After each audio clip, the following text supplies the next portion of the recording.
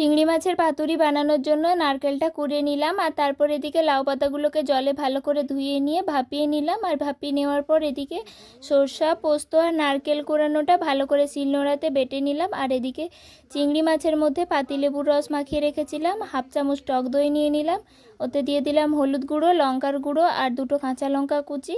আর তারপর বেটে রাখা সরষা, পোস্ত আর নারকেলটা দিয়ে দিলাম, দিয়ে পরিমাণ মতো সরষার তেল আর চিংড়িটা দিয়ে ম্যারিনেট করে রেখে দিলাম। আর তারপর ভাপানো লাউ পাতাগুলো তুলে নিয়ে ওর মধ্যে পরিমাণ মতো একটু লবণ ছড়িয়ে দিয়ে ম্যারিনেট করে রাখা চিংড়িটা দিয়ে দিলাম।